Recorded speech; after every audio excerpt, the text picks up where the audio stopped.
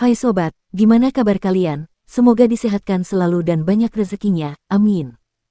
Jangan lupa untuk berlangganan. Dengan Anda berlangganan, Anda menjadi orang pertama di channel ini yang memiliki hak istimewa. Pada kesempatan kali ini, Sabta Novel akan melanjutkan Tales of Herding Gods episode 1041-1045. Jika kalian penasaran, yuk mari, kita masuk ke alur ceritanya.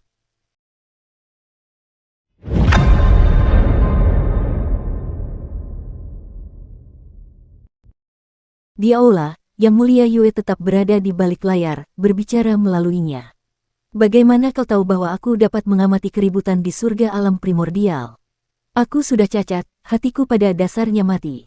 Bahkan jika aku bisa, aku tidak punya energi untuk melakukannya. Kinmu menatap garis besar sosok di balik layar dan berkata, benarkah? Wanita di balik layar itu mendesah. Tentu saja tidak. Ketika kamu pergi ke surga, aku meminta Dewa Selatan Burung Vermilion untuk mengambil bunga persiku untuk mengungkapkan sikapku. Dewa Selatan memberitahuku tentang rencananya. Tentu saja, aku tidak bisa lagi menyendiri dan mengabaikan dunia. Kinmu berkata, jika kau tidak berniat untuk melibatkan dirimu, hutan persikmu tidak akan terhubung dengan ribuan surga di alam primordial, Yang Mulia Surgawi. Benar, seni ilahiku adalah teknik spasial. Aku sudah mengaturnya sebelum Yang Mulia Surgawi Yun tewas dalam pertempuran. Kemampuanku saat itu masih lemah, dengan teknik spasialku yang belum dalam kondisi terbaiknya. Paling banter, teknik itu hanya bisa menghubungkan selusin surga. Yang Mulia Yue berkata dari balik layar, namun, di akhir era Naga Han, hutan persiku menghubungkan ratusan surga, dan di akhir era Kaisar Tinggi, hutan itu telah menghubungkan ribuan surga alam primordial. Meskipun aku lumpuh, semuanya, dari surga surgawi hingga Suandu, Yudu, dan keempat kutub, berada di bawah pengawasanku. Satu-satunya tempat yang tidak aku ganggu adalah zona terlarang para dewa kuno dan reruntuhan akhir. Kinmu berkata, kamu marah. Tentu saja, suara Celestial Venerable Yue terdengar tenang, tetapi ada kemarahan yang mendalam di dalamnya. Tujuan dari Heaven Alliance adalah untuk membantu manusia memperoleh kekuatan untuk bertahan hidup dan hidup lebih baik. Namun, itu rusak. Prinsip-prinsip yang menjadi dasar berdirinya Heaven Alliance sudah tidak ada lagi. Heaven Alliance adalah tempat kerusakan. Tempat di mana para dewa setengah, dewa kuno, dan bahkan para penguasa penciptaan membagi keuntungan. Tentu saja, aku marah. Kinmu diam-diam menatap sosok di layar. Celestial Venerable Yue melanjutkan, ketika aliansi surga dibentuk, Celestial Venerable Yun menetapkan prinsip pertamanya, yaitu memperlakukan orang sesuai dengan kodratnya. Namun, hal itu sangat sulit dilakukan dalam praktiknya. Orang-orang selalu bersikap terlalu keras terhadap orang baik dan berpikir bahwa mereka tidak dapat melakukan satu kesalahan pun. Setelah mereka melakukan kesalahan, mereka bukan lagi orang baik, mereka harus diperlakukan dengan kasar dan ditindas. Orang-orang juga terlalu baik terhadap orang jahat. Setelah melakukan ribuan hal buruk, selama mereka melakukan satu hal baik, mereka akan dipuji seolah-olah mereka adalah orang suci. Kita gagal, Celestial Venerable-mu, bisakah kau berhasil? Kinmu mengerang dan berkata, sulit, tapi aku berusaha. Dahulu ada seorang pria jahat yang meracuni padang rumput untuk melawan kedamaian abadi, membunuh 90% orang di sana. Dia menemukan hati nuraninya selama bencana kedamaian abadi dan mati untuk menyelamatkan orang-orang. Meskipun aku bisa menghidupkannya kembali atau memanggil jiwanya untuknya, aku tidak melakukannya, karena aku merasa jika aku melakukannya, aku tidak akan mampu menghadapi mereka yang mati di dataran. Lalu bagaimana kau akan menghadapi para dewa kuno? Tanya Yang Mulia Yue. Hati Kinmu bergetar. Yang Mulia Yue mengguncang jiwanya. Orang jahat yang dibicarakannya adalah Grandmaster. Dia menggunakan racun dukun untuk meracuni sebagian besar petani di dataran, membuatnya tidak bisa diperbaiki. Hanya karena dia melakukan satu hal baik, Kinmu tidak bisa melupakan kekejamannya. Bagaimana dengan dewa-dewa kuno? Di era Naga Han dan zaman kegelapan sebelumnya, para dewa kuno memakan makhluk pasca surgawi, memperlakukan mereka sebagai tumbal. Sekarang, Kinmu membutuhkan mereka untuk bekerja sama dengannya untuk melawan langit, yang merupakan hal baik yang dilakukan oleh para dewa kuno. Bisakah mereka diampuni karena hal ini? Seseorang harus memperlakukan orang lain berdasarkan sifatnya. Itu adalah prinsip yang sederhana, tetapi sulit untuk diikuti. Simpati itu murah sekali, tapi kritik juga tak tahu malu. Suara Yang Mulia Yue terdengar dari balik layar. Saya menemukan 3 orang yang Anda bicarakan. Mereka berada di surga berbulu dan berencana untuk mencuri sarang lama guru surgawi kedua dari 4 guru surgawi agung, Meng Yumui. Saya akan membawa mereka ke sini. Surga bulu alam primordial. Itu adalah tanah leluhur Master Surgawi Meng. Dia datang dari sana dan menjadi Master Surgawi kedua di surga dan salah satu dari sedikit praktisi kuat di tahta kaisar di bawah surga. Setelah memperoleh kekuasaan, ia mulai mengelola Feathering Heaven, mengambil kekayaan dari surga lain untuk dikirim ke sana. Ia tidak memiliki cinta lain kecuali cintanya pada uang. Karena itu, Feathering Heaven sangat kaya. Ada yang mengatakan kekayaannya lebih besar daripada 10 Celestial Venerables. Dia juga ahli dalam formasi dan merupakan yang terbaik dalam hal itu di surga. Kekayaannya dijaga oleh berbagai macam formasi pembunuh. Itu dijaga dengan sangat baik. Saat ini, Cripple dan Oultma telah menyelinap ke dalam perbendaharaannya. Bersama mereka ada seorang pemuda yang setia dan jujur, Lan Yutian. Si cacat selalu suka menyendiri, tetapi setelah Nenek Si menggendong Kinmu dari sungai, dia suka membawanya. Nenek Si tidak suka bagaimana Kinmu kecil mengompol dan menyuruhnya pergi. Namun, setiap kali, dia mencuri kembali Kinmu kecil. Ketika dia kembali, si buta, si bisu, si apoteker, dan yang lainnya memiliki banyak hal lain yang harus dilakukan, jadi tidak ada seorang pun yang menjadi temannya. Kinmu jarang kembali, jadi dia hanya bisa merampok makam dan surga lainnya sendirian, yang menurutnya membosankan. Tiba-tiba, Cripple teringat bahwa Kinmu memiliki adik laki-laki, Lan Yutian, jadi dia mencurinya dari Yudu.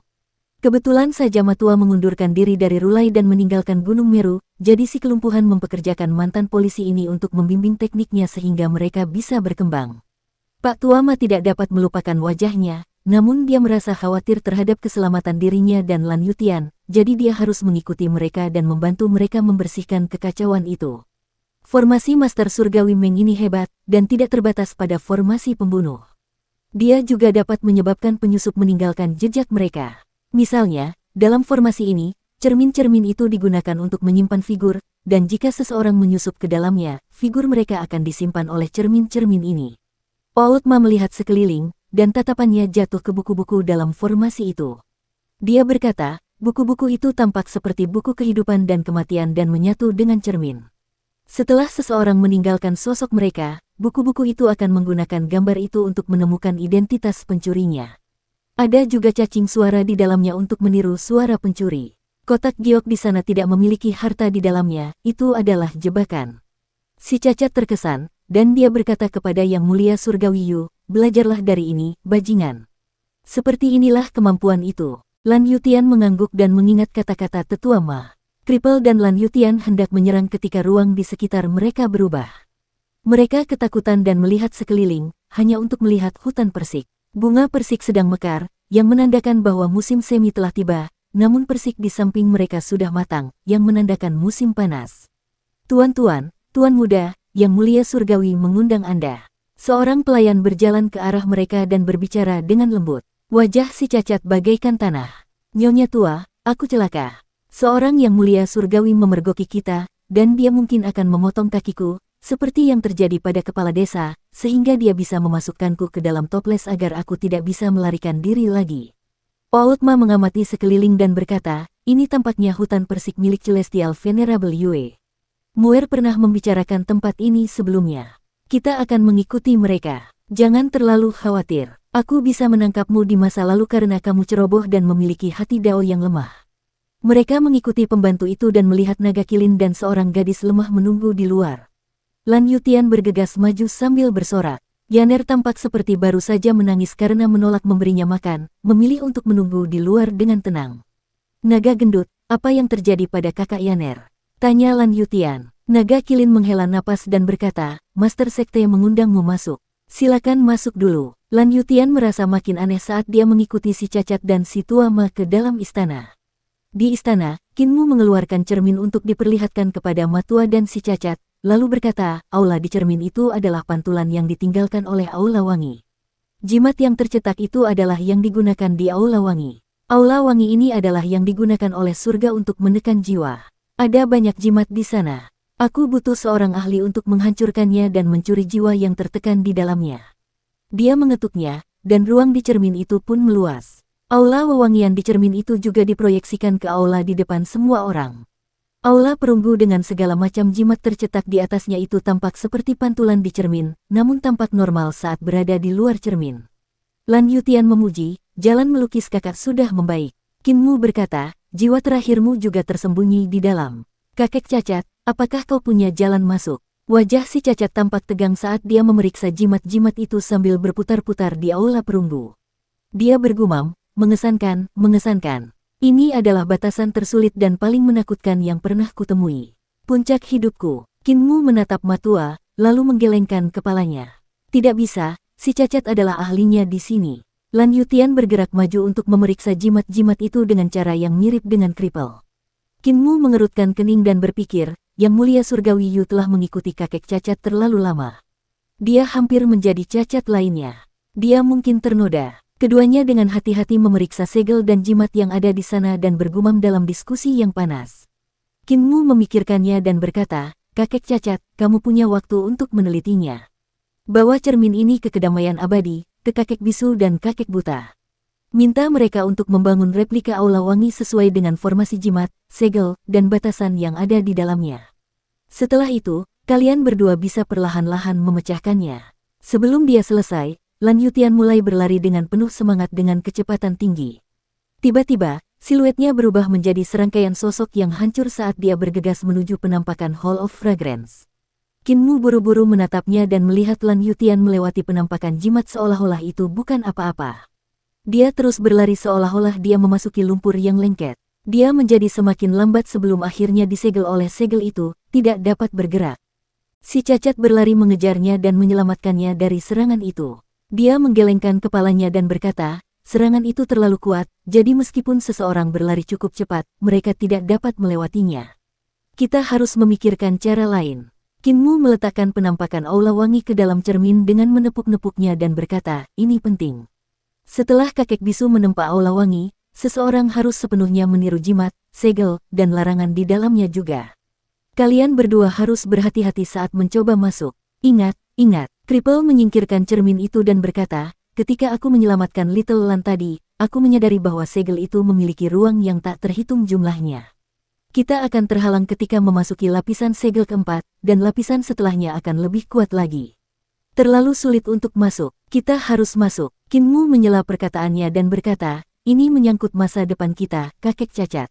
Kita serahkan saja ini padamu.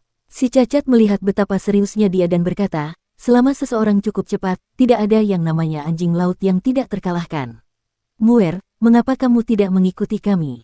Kinmu menggelengkan kepalanya dan berkata, aku harus kembali ke masa lalu untuk menemui Dewa Selatan Burung Vermilion. Pergi dan temui kakek bisu. Setelah aku bertemu Dewa Selatan, aku akan memberitahu kalian berdua apa yang harus dilakukan. Yang Mulia Yue, bisakah kau mengirim mereka ke perdamaian abadi? Paultma melangkah maju dan berkata dengan serius, Muer, jangan memaksakan dirimu terlalu keras. Mata Kinmu sedikit merah, dan dia buru-buru memeluknya untuk menutupinya. Kenapa aku harus melakukannya? Matua, kamu dan kakek cacat juga harus berkultivasi. Istana surgawiku masih kekurangan istana surgawi Buddha dan istana surgawi pencuri. Ada jalan dalam agama Buddha dan mencuri. Aku menunggu kalian berdua untuk mengolah dua istana surgawi ini sehingga kalian dapat memberikannya kepadaku untuk ditingkatkan. Matua tersenyum. Agama Buddha hanya peduli pada pengembangan diri dan tidak memiliki keinginan eksternal. Keinginan eksternal apapun adalah rekayasa. Anda menjadi Buddha setelah itu, dan Anda tidak membutuhkan bantuan orang lain. Kinmu berkata, kekuatan kita ada batasnya. Kita bisa mencoba menggunakan penampilan untuk membuktikan diri. Bagus sekali, bagus sekali. Mereka berpisah, dan di balik layar, Celestial Venerable Yue membuka lengan bajunya. Kripel, Paultma, dan Lan Yutian menghilang. Kinmu berkata kepada wanita di balik layar, Yang Mulia Yue, saya juga harus pergi. Yang Mulia Yue berkata, Anda berencana untuk menuju ke sumber sungai bergelombang. Apakah saya perlu mengirim Anda ke sana? Kinmu berkata, aku ingin kembali ke masa lalu untuk melihat-lihat. Sungai yang meluap tidak jauh dari sini. Aku akan mencari perahu terlebih dahulu. Kapal hantu bertransmigrasi setelah menyelesaikan seni ilahi. Di sungai bergelombang, kereta harta karun yang ditarik oleh 6 naga surgawi terbang di permukaan sungai. Kinmu ada di dalam, dan dia mengeluarkan jepit rambut Celestial Venerable Ling untuk memanfaatkan kekuatannya.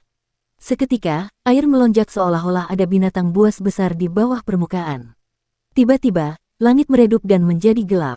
Tampaknya ada monster di bawah sana yang melahap segalanya. Enam naga yang menarik kereta itu ketakutan saat mereka melaju di permukaan sungai yang gelap. Pada saat yang sama, tiang-tiang dengan layar tampak membelah sungai menjadi dua dan membentuk dua gelombang besar. Keenam naga itu berlari cepat menuju tiang kapal sementara naga kilin memukul udara dengan cambuknya untuk memaksa mereka berlari lebih cepat. Tiang di hilir juga menjadi lebih cepat, dan lebih banyak tiang yang muncul pada jarak yang lebih jauh. Perahu yang melaju kencang ke hilir sangatlah besar. Tiba-tiba, terdengar suara gemuruh keras saat kapal perang kuno itu melompat keluar dari dasar sungai. Air mengalir dari deknya dan ke sungai seolah-olah itu adalah air terjun. Sinar cahaya hitam dan ki yang tak terhitung jumlahnya bersilangan seperti rantai, menggunakan perahu sebagai titik pusatnya, dan raungan yang mengerikan datang dari perahu. Pak, naga kilin menggunakan cambuknya untuk menakut-nakuti naga surgawi agar menyerbu ke dalam cahaya hitam dan ki yang mengelilingi perahu. Saat kereta itu masuk, kapal hantu itu tenggelam kembali ke sungai. Dengan cahaya yang menyilaukan, kapal itu menghilang dari sungai yang bergelombang. Naga surgawi itu segera berhenti, meluncur di dek lebar sejauh puluhan mil sebelum berhenti. Kinmu berdiri dan membuka tirai. Di luar gelap gulita, peti mati hitam besar berdiri tegak di sekeliling kereta tanpa suara. Ada banyak sekali peti mati, jadi para naga surgawi harus berusaha keras menghindarinya. Kamu terlambat, kakak. Sebuah suara terdengar, tetapi dia tidak melihat siapapun. Aku menjadi satu dengan kapal ini, jadi sekarang aku tidak terlihat. Jika kamu tidak dapat menghancurkan seni ilahi Celestial Venerable Ling, kamu tidak dapat menyelamatkan kami. Naga-naga surgawi, Yaner, dan naga kilin menoleh ke arah suara itu, tetapi tidak melihat siapapun. Seolah-olah ada seseorang yang tak terlihat bersembunyi. Namun, saat mereka menutup mata, mereka merasa ada orang di mana-mana. Ribuan orang. Kinmu berjalan turun dan mengayunkan jepit rambut itu. Kegelapan di sekitarnya hancur berkeping-keping, dan cahaya membanjiri masuk. Dia melihat sosok-sosok yang tak terhitung jumlahnya di geladak kapal hantu itu. Kultivasi mereka sangat kuat. Mereka adalah pengawal hutan berbulu dari era purba. Di antara mereka ada seorang pria parubaya. Dia adalah Wei Suifeng, jenderal pengawal hutan berbulu dan pengendali segel komandan. Dia adalah kaisar awan tak berujung dari istana awan tak berujung. Mereka bersorak setelah mengetahui bahwa mereka dapat melihat satu sama lain dan diri mereka sendiri. Wei Suifeng menatap para prajurit di sekitarnya setelah melihat tangannya sendiri. Dia terkejut. Saudaraku, kamu telah menghancurkan seni ilahi Celestial Venerable Ling. Kinmu menggelengkan kepalanya. Aku hanya membantumu untuk sementara waktu agar tidak terlihat. Aku masih belum bisa menghancurkan seni ilahi milik Yang Mulia Ling untuk membebaskan kalian semua dari simbiosis dengan kapal hantu. Tiba-tiba, terdengar suara teriakan burung phoenix, dan seekor burung phoenix yang menyala-nyala muncul dari belakang kapal sambil membawa peti batu besar. Ia terbang ke geladak dan berubah menjadi seorang wanita, lalu meletakkan peti itu. Ia adalah Feng Qiuyun, pelayan Ibu Pertiwi dan pemimpin burung phoenix di alam primordial. Dia mengikuti perintah Ibu Pertiwi untuk membawa mayat Kaisar Agung di peti batu ke kapal hantu. Dia terjebak di sana setelahnya. Dia, seorang ahli alam langit Numinous, serta iblis mayat Kaisar Agung di dalam peti mati, diasimilasi oleh kapal hantu. Yang Mulia Surgawimu, Feng Qiuyun menatap Kinmu dan kereta kudanya. Dia buru-buru bertanya, sudah berapa lama waktu berlalu? Di mana Ibu Pertiwi? Ibu Pertiwi sudah mati. Kinmu berkata, alam primordial ada di tangan Yang Mulia Surgawi Xiao. Feng Qiuyun sangat sedih, tampak seperti kehilangan kedua orang tuanya. Sampai-sampai dia linglung. Wei Suifeng menghela napas. Apakah kau pernah ke tempat-tempat di peta yang kutinggalkan? Jika kau tidak dapat menghancurkan seni ilahi Celestial Venerable Ling sekarang, kau dapat meneliti beberapa catatan tentang seni ilahi Celestial Venerable Ling yang tidak berubah di salah satu kediaman lamanya, yang kutandai di peta yang kuberikan padamu. Aku mencurinya dari surga. Jika kau menemukannya, kau mungkin dapat menggunakan catatannya untuk menghancurkan seni ilahinya yang tidak berubah. Jantung Kinmu berdebar kencang saat dia mengambil beberapa peta dan bertanya, peta yang mana? Wei Suifeng berjalan mendekat dan mengambil satu, sambil berkata, yang ini. Namun, ini tidak berguna sekarang. Kamu akan terjebak di sini juga dan diasimilasi oleh kapal. Kinmu tersenyum. Meskipun aku tidak dapat menghancurkan seni ilahinya, aku dapat memahami sebagian darinya dan mengendalikan sebagian dari substansi yang tidak berubah. Wei Suifeng mengerutkan kening dan bertanya, apa maksudmu? Kinmu menyimpan peta itu dan berkata, aku ingin bekerja sama denganmu dan menggunakan perahu ini untuk memanggil seni ilahi Yang Mulia Surgawi Ling untuk kembali ke masa lalu bersama perahu ini. Wei Suifeng mengerutkan kening dan berkata, meskipun aku juga tahu sebagian dari seni ilahi yang tidak berubah, aku hanya tahu sebagian saja. Aku kurang memahaminya daripada kamu. Apakah tidak ada kapal hantu lainnya? Mata Kinmu berbinar saat dia berkata, kapal itu juga merupakan seni ilahi miliknya. Namun, itu belum lengkap dan masih dalam tahap awal. Jika kamu dan aku dapat menebusnya, kita dapat membuat kapal itu menjadi substansi yang tidak berubah yang dapat pergi ke era manapun. Kita tidak akan lagi dibatasi oleh reinkarnasi. Mata Wei Suifeng pun berbinar, dan dia berjalan berkeliling sambil berkata, itu mungkin. Kapal ini sedang mengalami 36 reinkarnasi sekarang. Totalnya ada 36 era. Setiap reinkarnasi besar berarti pengaturan ulang materi. Jika kita dapat menebus bagian-bagian yang hilang dari seni ilahi Celestial Venerable Ling, kita dapat membuatnya lengkap. Dia mengangkat kepalanya saat tatapannya berkedip, bertanya, jadi, saudaraku, mengapa kamu ada di sini kali ini? Kinmu berkata, saya ingin kembali ke masa lalu. Wei Suifeng tersenyum, bukankah itu mudah bagimu? Celestial Venerable Ling sudah menjadi substansi yang tidak berubah di sumber sungai yang bergelombang. Dia bisa membuatmu kembali dengan berubah menjadi kabut. Kembalilah ke sumber sungai, tunggu kabutnya, dan kau bisa kembali. Dia tidak bisa menahan diri untuk tidak mendesah. Yang mulia surgawi Ling adalah kabut sungai. Ketika mereka menyerang, Yang mulia surgawi Ling datang ke sisimu, kamu tidak bisa melihatnya. Dia membawamu kembali dan kemudian membawa kembali sejarah yang kamu saksikan. Dengan demikian, kamu juga menjadi bagian dari sejarah. Kinmu menggelengkan kepalanya. Era yang dia bawa kembali kepadaku adalah era yang dia inginkan untuk aku kunjungi. Kali ini, aku ingin memilih era itu. Wei Suifeng menatapnya dan berkata dengan sungguh-sungguh. Kau ingin mengubah sejarah. Saudaraku, aku sarankan kau jangan melakukan hal-hal yang tidak berguna seperti ini. Ketika kau mencoba mengubah sejarah, kau akan menyadari bahwa apa yang telah kau lakukan adalah sejarah. Kau hanyalah tokoh sejarah, sebuah fakta yang telah dikonfirmasi. Mengenai hal ini, aku lebih tahu daripada kau. Kinmu tersenyum. Kau memanfaatkan kesempatanku untuk tinggal selama beberapa ribu tahun di era Nagahan.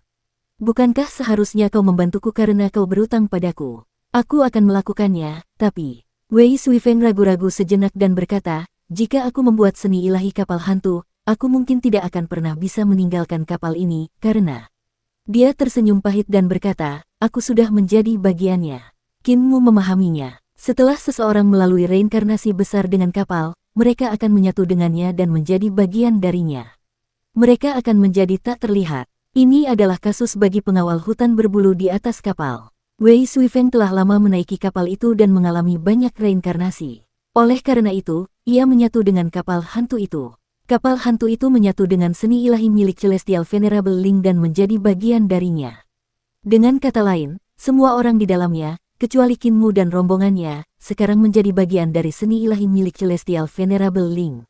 Seni suci yang dikerahkan Yang Mulia Surgawi Ling saat terjebak di perahu belum lengkap, jadi mudah rusak. Jika Kinmu dan Wei Suifeng memperbaikinya dengan sempurna, Wei Suifeng dan yang lainnya akan menjadi bagiannya dan menjadi substansi abadi yang mengalir di sungai yang bergelombang. Hampir mustahil untuk menghancurkan versi sempurna dari seni suci Celestial Venerable Ling. Tubuh jasmani Kaisar Langit kuno masih terjebak dalam seni suci Yang Mulia Surgawi Ling. Karena itu, Wei Suifeng khawatir mereka mungkin tidak akan pernah bisa meninggalkan kapal lagi. Jadi, apakah kamu membantuku, saudaraku? Tanya Kinmu. Wei Suifeng menatap mata Kinmu yang cerah dan jernih. Apakah kamu tubuh penguasa, saudara? Ya. Apakah Anda pernah mengalami bencana perdamaian abadi? Ya. Apakah kamu sudah menjadi Yang Mulia Surgawimu dari surga surgawi? Ya. Apakah kamu pernah ke Great Void? Ya. Apakah kau melihat mayat Kaisar Agung? Ya. Apakah kau telah mengambil tubuh jasmani Yang Mulia Surgawi Yun? Ya. Apakah kamu sudah menonton Founding Emperor dan menemukan Carefree Village? Ya. Aku akan membantumu. Wei Suifeng tertawa dan mengulurkan telapak tangannya. Hal-hal ini adalah hal-hal yang pernah kualami tetapi belum kulakukan. Kau berhasil. Kau lebih mampu. Aku mungkin tidak dapat menghancurkan seni ilahi Celestial Venerable Ling, tetapi kau pasti bisa. Kinmu mengulurkan telapak tangannya saat mereka saling berpegangan. Selama kita bekerja sama, kita bisa melakukan apa saja. Kinmu mengeluarkan jepit rambut kayu persik dan menaruhnya di telapak tangannya yang terbuka. Jepitan itu mulai berputar. Dia menarik tangannya, dan jepit rambut itu melayang di antara mereka. Kinmu menggunakan seni ilahi yang tidak berubah dan tidak lengkap yang dipahaminya. Semua kekuatan sihirnya meledak, dan dalam sekejap, harta karun ilahi embrio roh meluas hingga menutupi seluruh kapal. Tatapan mata Feng Qiuyun berkelebat saat dia bergegas ke arah mereka, menggigit. Pada saat yang sama, peti mati batu terbuka, dan mayat iblis yang berubah menjadi kaisar langit tertinggi terbang keluar. Mereka memenuhi langit saat Feng Qiuyun bekerja sama dengan mereka untuk membunuh kedua bersaudara itu. Sudah kuduga, Feng Qiuyun, sudah jelas kau akan mencoba menghentikan kami karena kau tidak ingin menjadi bagian dari seni ilahi yang tidak pernah berubah. Wei Suifeng tertawa dan membuka jari-jarinya. Ia menepuk ke arah belakang, dan dengan teriakan getir, Feng Qiuyun terpaku di udara. Ia dengan enggan kembali ke wujud aslinya, seekor burung phoenix, setelah dilumpuhkan. Jubah Wei Suifeng mengembang, dan dengan suara mendesing, jubah itu terbang. Jubah itu menutupi mayat-mayat iblis yang telah berubah menjadi kaisar langit tertinggi dengan suara melolong dan berubah menjadi pangsit besar sebelum terbang ke dalam peti mati batu. Peti mati batu itu tertutup secara tiba-tiba. Wei Suifeng mengangkat tangannya dan melambaikannya. Peti mati batu itu terangkat dan terbang keluar dari kapal. Ia mencapai ki hitam yang mengelilingi kapal dan menghilang. Pada saat berikutnya, ia muncul kembali di dek dengan gerbang teleportasi di tempat peti batu itu muncul. Peti mati batu itu dikirim ke gerbang dan kembali ke ki hitam. Kemudian, peti mati itu muncul lagi di gerbang.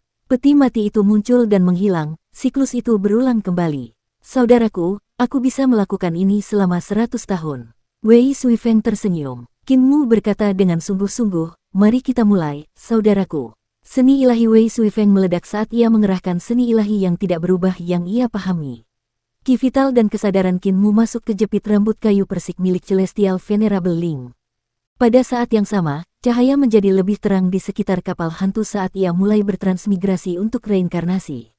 Seni ilahi mereka dan seni ilahi yang ada di dalam jepit rambut kayu persik meledak secara bersamaan, menyatu dengan cahaya. Kapal hantu yang ditinggalkan oleh Yang Mulia Surgawi Ling menyerap seni ilahi mereka. Dengan beberapa gemuruh yang hebat, ekspresi naga kilin, Yaner, dan 6 naga surgawi berubah drastis saat mereka tiarap untuk berpegangan pada retakan di geladak. Getarannya semakin kuat, dan cahaya di luar juga semakin kuat. Tiba-tiba, terdengar suara keras di kapal, seolah-olah kapal itu menghantam sungai dari udara. Cahaya itu menghilang saat kabut tebal menyelimuti permukaan sungai. Kapal hantu itu berlayar melewatinya dengan sangat senyap sehingga orang bisa mendengar riak-riaknya. Kakak, kamu pergi ke tempat-tempat di peta yang aku tinggalkan, kan? Wei Suifeng mendengus dan terengah-engah sambil berbaring di dek saat dia bertanya pada Qin Mu yang ada di sampingnya. Saat Qin Mu berbaring di sampingnya, dia menjawab, sebagian besar dari mereka. Beberapa menarik, sementara beberapa lainnya sangat berbahaya. Kamu harus mengunjungi semuanya. Tempat-tempat yang pernah aku kunjungi tidak buruk. Wei Suifeng duduk dan melihat kabut menghilang. Dia tersenyum. Kamu harus pergi sekarang. Qin Mu juga duduk, lalu mengangguk. Wei Suifeng menggaruk udara dan melihat seekor naga betina raksasa terbang ke arah mereka dengan lentera di paruhnya. Wei Suifeng mengambil lentera itu dan berkata, jika kalian ingin kembali ke sini, padamkan lentera itu. Qin Mu menatap naga betina itu dan mengambil lentera. Ia meletakkannya di kereta, lalu berkata dengan sungguh-sungguh, naga gendut, Yaner, kita berangkat. Naga kilin membetulkan kereta saat melaju keluar kapal. Sungai surgawi mengalir deras di luar, tetapi saat Qin Mu menoleh ke belakang, sungai itu menghilang, tersembunyi oleh kabut. Saudara laki-laki, Qin Mu hendak kembali ke kereta, tetapi seorang pria muda yang lelah karena bepergian muncul di sungai surgawi. Dia menghentikan kereta dan bertanya, saudaraku, bagaimana cara aku menuju ke surga? Pemuda itu berpakaian sederhana dengan sedikit warna merah di alisnya. Dia tampak kuat, dan tubuhnya penuh dengan kekuatan. Qin Mu memeriksanya. Dia curiga. Saat dia melihat wajahnya lagi, dia mendapat ide. Dia melihat sekeliling dan melihat jajaran gunung di sekeliling mereka. Ada pohon primordial yang hijau di kejauhan yang menjulang tinggi seperti surga alam primordial. Dia tersenyum dan berkata, ini adalah alam primordial. Aku baru saja tiba di sini, dan aku bermaksud menuju surga surgawi. Jika kau tidak keberatan, aku bisa mengantarmu ke sana. Maaf telah merepotkanmu. Pemuda itu tampak gembira saat menaiki kereta. Namaku Luo Xiao. Bagaimana aku memanggilmu? Qin Mu menatap pemuda itu. Tatapannya berkilat saat ia berpikir, Luo Xiao, nabi para ahli penciptaan di Great Void, menyampaikan 3 ramalan yang mengejutkan. Yang pertama adalah bahwa Kaisar Agung akan menyerbu dan bahwa Yang Mulia Surgawi Yun, seorang manusia, akan membantu mereka melawannya dan mengatasi krisis. Yang pertama menjadi kenyataan. Yang Mulia Surgawi Yun menuju ke kekosongan besar dan membantu para ahli penciptaan di sana untuk menjebak tubuh jasmani Kaisar Agung dan membunuh sebagian tubuhnya. Ramalan kedua leluhur roh Luo Xiao adalah tentang jembatan Void dan dunia paramita, yang juga ternyata benar. Setelah Kaisar Agung meninggal, kekosongan besar tidak lagi ramah. Jadi, para pemimpin seperti Raja Dewa Langwo memvisualisasikan jembatan kekosongan untuk membangun dunia paramita. Ramalan ketiga Luo Xiao adalah bahwa seorang bayi suci akan muncul untuk para penguasa penciptaan dengan batu asal primordium agung. Kelahirannya melambangkan kekuatan tertinggi para penguasa penciptaan, dan ia akan memegang segel Kaisar Agung saat turun ke altar pengorbanannya. Prediksi itu tentang Qinmu. Qinmu tersenyum dan menatap Luo Xiao, yang duduk di sampingnya. Luo Xiao menjadi tidak nyaman, dan matanya berputar. Dia berpikir, apakah dia mengetahui asal-usulku? Tidak mungkin. Aku adalah puncak dari visualisasi kesadaran para praktisi kuat dari rasku. Tubuh jasmaniku sama dengan makhluk normal. Bahkan dewa kuno tidak dapat memahamiku. Mata ketiganya juga tersembunyi. Yang tersisa hanyalah beberapa bagian berwarna merah. Pakaiannya juga berbeda dari pakaian para ahli penciptaan. Ia mengenakan pakaian yang modis. Orang yang memberitahu Luo Xiao tentang 3 ramalan itu kemungkinan besar adalah aku. Tuan muda pencipta ini menganggapku sebagai kesadaran leluhurnya, dan dia akan kembali ke kekosongan besar untuk memberitahu mereka tentang 3 ramalan itu. Qinmu berkedip dan berpikir, di masa depan, aku akan menjadi penguasa penciptaan mereka saat aku memasuki kekosongan besar. Dia akan menjadi gila setelah melihatku memasuki dunia roh leluhur untuk menemuinya. Namun, jika aku tidak memberitahunya tentang ramalan itu, apakah masa depan akan berubah? Meskipun demikian, itu hanya agar aku dapat menjaga desa bebas dari kekhawatiran tetap damai. Hanya dengan begitu aku akan menjadi penguasa bayi suci penciptaan sehingga aku dapat menggunakan mereka. Luo Xiao juga mengamatinya. Dia melihat sesuatu seperti bekas luka di alis Qinmu dan berpikir, orang bernama Qinmu ini membuatku merasa familiar. Mungkinkah dia juga seorang ahli dalam berkreasi? Orang-orang di luar sana licik, aku tidak bisa membocorkan diriku sendiri. Bagaimanapun, akulah yang paling bijak di ras kita. Qinmu melihat keluar jendela dan berpikir, Luo Xiao meninggalkan kekosongan besar sejuta tahun yang lalu untuk melihat apakah dunia luar aman. Dia bertanya padaku bagaimana cara menuju ke surga surgawi, yang berarti bahwa surga surgawi naga Han telah didirikan. Aku hanya tidak tahu tahun berapa aku berada. Jika ini tahun pertama dan aku menuju ke surga surgawi sekarang, aku bertanya-tanya apakah aku akan bertemu dengan versi diriku yang menyebabkan masalah di kolam giok. Dia ragu karena dia telah menggunakan identitas Muking untuk muncul, bukan identitasnya sendiri. Kalau dia ketemu sama dirinya sendiri di surga, bukankah bakal ada 2 dirinya di waktu yang sama? Menurut aturan substansi yang tidak berubah, salah satu di antara keduanya akan menghilang karena tidak mungkin 2 substansi yang sama ada pada saat yang bersamaan. Luo Xiao mengamatinya dengan tenang, sambil berpikir, Qinmu ini aneh. Dia hampir melompat saat melihat wajah Qinmu berubah. Dia mengubah penampilannya dalam sekejap. Qinmu menjadi seorang pemuda yang berusia 15-16 tahun dan memiliki aura seorang pemula yang terlihat dari penampilan kekanak-kanakannya. Jangan panik, kakak Luo Xiao. Qinmu berkata dengan wajah yang ramah, aku punya banyak musuh, jadi aku harus mengubah wajahku untuk bertindak. Sekarang aman karena aku sudah mengubah wajahku. Luo Xiao ketakutan dan berseru, kupikir kau orang penting mengingat pakaian dan kereta mewahmu. Aku memohon padamu untuk diantar karena kupikir kau bisa pergi ke surga dengan selamat. Karena kau punya banyak musuh, sebaiknya aku turun sekarang. Qinmu buru-buru menariknya kembali dan tersenyum. Sekarang setelah aku mengubah wajahku, aku tidak punya musuh. Kakak Luo, jangan terlalu panik dan jangan bersikap seperti orang yang masih pemula. Sejujurnya, surga itu dijaga, dan jika kau ingin pergi ke sana, kau perlu reputasi dan nama baik. Jadi, kau harus mengikutiku. Tiba-tiba, suara naga kilin terdengar dari luar. Master Sekte, lihat ke bawah. Qinmu keluar dari kereta dan melihat ke bawah ke sungai surgawi. Dia terkejut dengan apa yang dilihatnya. Dia melihat ribuan praktisi seni dewa manusia berkumpul di dataran di bawahnya, semuanya bekerja membangun istana. Mereka mengumpulkan biji dan menggunakan kekuatan sihir mereka sendiri untuk membentuk api yang menyala-nyala guna menempa emas dewa.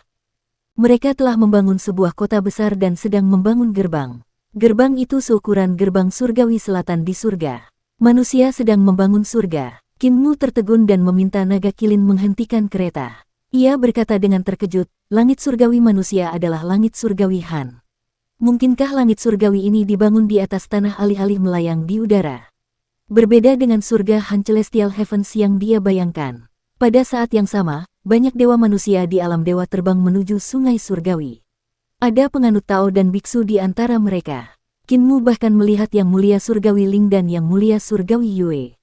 Sang Taois dan biksu adalah leluhur Dao dan Brahma. Di luar mereka, ada ahli manusia muda di alam dewa. Kultivasi mereka tidak lemah. Kinmu tampak bingung melihat seberapa tinggi kultivasi para praktisi kuno ini. Istana surgawi melayang di belakang mereka saat roh primordial mereka menjulang tinggi di atas kolam giok. Beberapa berdiri di panggung eksekusi dewa sebagai gantinya. Seharusnya butuh waktu lama setelah aku meninggalkan pertemuan kolam giok, pikir Kinmu. Dia berdiri di kereta saat Yang Mulia Ling dan Yang Mulia Yue terbang mendekati sungai surgawi. Dia mendengar suara Yang Mulia Yue. Dao tua, sungai surgawi ada di udara. Untuk menggunakan airnya guna mengangkat langit surgawi kita perlu memastikan bahwa aljabarmu benar untuk memastikan bahwa tekanan pada setiap istana tidak akan menyebabkan istana surgawi runtuh. Tenanglah, Yang Mulia Yue. Leluhur Dao memegang kompas sementara rune aljabar berterbangan di sekelilingnya. Ia berkata, perhitunganku tidak akan salah. Ketika Yang Muliamu menasihatiku saat itu, aku menyadari keajaiban aljabar. Aku siap memasuki jalan dengan aljabar. Yang Mulia Yue, setelah aku selesai, kita membutuhkan teknik spasialmu untuk melipat sungai surgawi. Bisakah kau melakukannya? Ini wajar. Celestial Venerable Yue tampak gagah berani dan mempesona saat berbicara kepada Celestial Venerable Ling. Saudari Ling, berhentilah meneliti seni ilahi substansimu yang tidak berubah yang menghentikan waktu untuk substansi. Datanglah dan bantu. Dia jelas merupakan tulang punggung orang-orang ini. Sementara itu, Celestial Venerable Ling masih tidak peduli dengan penampilannya, sama seperti saat Kinmu terakhir kali melihatnya. Dia mengenakan rok motif macan tutul dan sepatu rumput dan selalu berbicara sendiri dengan cara yang tidak bisa dimengerti orang lain. Sementara itu, Brahma bertambah gemuk. Ia tersenyum lebar sambil memegang mangkuk sedekah emasnya, seolah-olah ia siap untuk meminta sedekah. Yang Mulia Yue bersiap menggunakan kekuatan sihirnya untuk memanfaatkan seni ilahi guna mengarahkan sungai surgawi sehingga anak sungainya akan datang dan mengangkat istana surgawi manusia.